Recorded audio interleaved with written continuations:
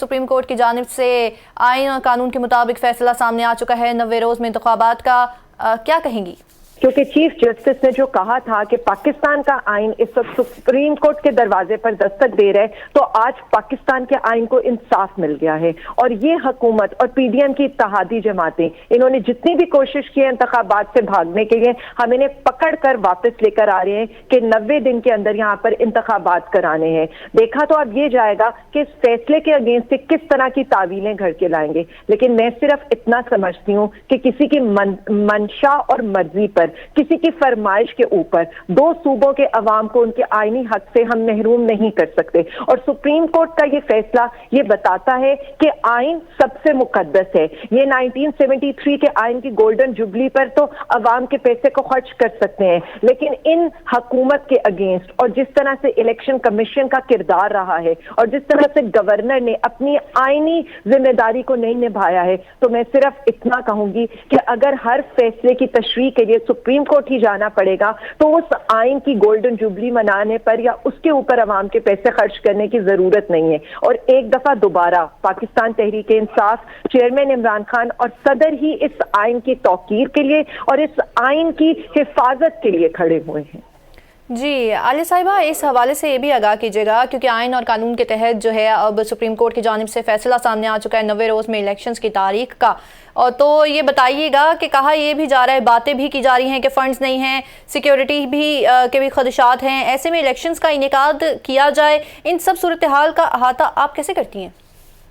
मैं सिर्फ इतना समझती हूँ कि अब 220 और 105 के बाद आर्टिकल 220 और आर्टिकल 105, आर्टिकल 224 भी बहुत क्लियर है। और आर्टिकल 224 ये बताता है कि फौज अपने जो अहलकार हैं वो डिप्यूट करने के लिए, इसी तरह से मिनिस्ट्री ऑफ फाइनेंस जो है वो बजट देने के लिए, पुलिस अपने अहलकार देने के लिए और अदलिया आरोज देने के लिए बाउंड है। और इसके अंदर ये नहीं है कि ये कह सकते हैं या ये आइन के आगे ये कह सकते हैं कि जी हम यहाँ पर हम ऐसा नहीं करेंगे। इसमें कोई ऐसी बाइंडिंग नहीं है, इनको उबे करना है। ये बिल्कुल इसी तरह से है कि इलेक्शन कमीशन जिस तरह से इनहराफ कर रहा था कि जी मैं इलेक्शन नहीं करवा सकता, तो कल को पुलिस वाले कहें जी मैं तो अवाम को जो है वो अमन की सहूलियात या ये जो जिस तरह के लॉ एंड ऑर्डर की सिचुएशन को मेंटेन नहीं कर पा सकता, तो ये 224 के तहत मैंडेटरी है। इससे ये लोग भाग नहीं सकते हैं और ना ही हुकूमत इन चीजों के पीछे छुप सकती है।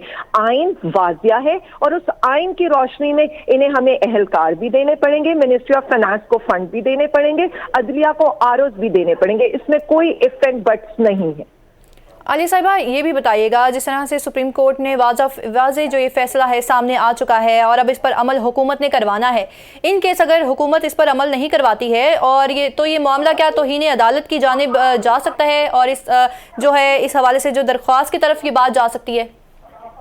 देखिए, मुझे तो ये लगता है कि हुकूमत जिस तरह से राजनपुर में उनको शिकस्त हुई है और जिस तरह से उन लोगों को राजनपुर क्या हर महाज के ऊपर शिकस्त हो रही है, तो इलेक्शन से भागने की तो हर कोशिश करेंगे। लेकिन यहाँ पर भी अदालत ने क्लियर कर दिया कि 254 के तहत इस पर कार्रवाई होगी। और मेरा तो ये ख्याल है कि जिस तरह से ये आर्टिकल 6 इन्होंने बनाया हुआ था ना, तो 90 दिन से अगर 91 दिन होंगे तो सूबों के चीफ सेक्रेटरीज के ऊपर, उनके आईजीज के ऊपर, इलेक्शन कमीशन के ऊपर और इस वक्त वफाकी हुकूमत के ऊपर भी आर्टिकल 6 लगना चाहिए, क्योंकि आइन सबसे सुप्रीम है। और मेरा यह ख्याल है कि हम किसी को उससे खिलवाड़ करने की इजाजत नहीं देंगे। और सुप्रीम कोर्ट का फैसला इस वक्त इतना क्लियर है, बाकी जो तफसीली फैसला आएगा उसके बाद ये फैसला होगा कि ये हुकूमत किस हद तक और कौन सी हथकंडे इस्तेमाल करती है इन इलेक्शन से भागने के लिए। लेकिन एक चीज तो साबित हो गई है कि ये हुकूमत गलत थी और इसी तरह से इनके नामजद करदा जो गवर्नर थे वो अपनी आईनी चीजों से भाग रहे थे